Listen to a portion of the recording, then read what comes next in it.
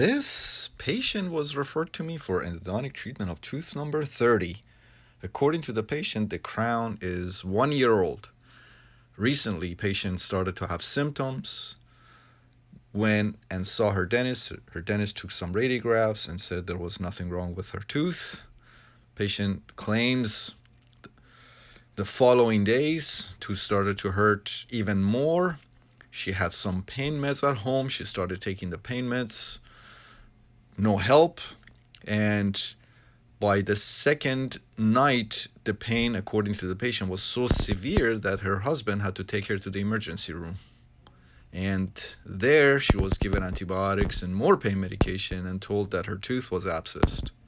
And referred back to her dentist. And from there, her dentist referred her to us for examination, evaluation. And as you can see here, periapical lucency here and here. Tooth responded necrotic to vitality test, percussion tender, palpation tender, probings 2 to 3 millimeters. So we discussed options with the patient, and the patient decided that she wanted to try to see if tooth could be saved. And that's what we did today. Today went through the crown and take a look. So you're thinking this tooth has probably 2 mesial canals and 1 distal canal, right? That's what you're thinking. Usually these teeth have 2 mesial canals and 1 distal canal. And also I want you to pay attention to what you see here. These are pulp stones. And here's the post-op. So take a look here. Look at all of this anatomy. 3 mesial canals, mesiobuccal, middle mesial, mesiolingual, 3 distal canals. 1, 2, 3.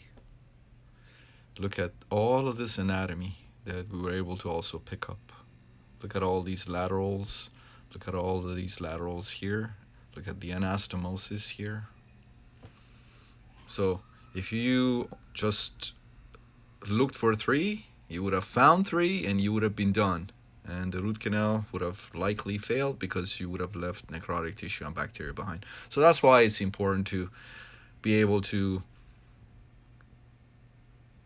know and see what you're doing and then do it properly. And then this tooth has a chance. Still, the success rate for this root canal is not 100%. But at least we did everything correctly.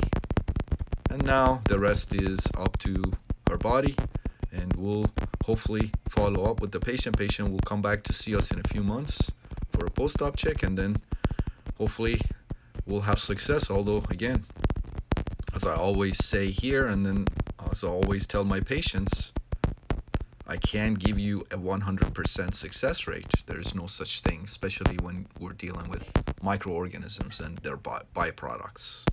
But here it is, 6 canals, 3 on the mesial and 3 on the distal. And this is another angulation. Again, you can see the 3 mesial canals, 3 distal canals, and look at all of these laterals that we were able to pick up, and anastomosis between the canals.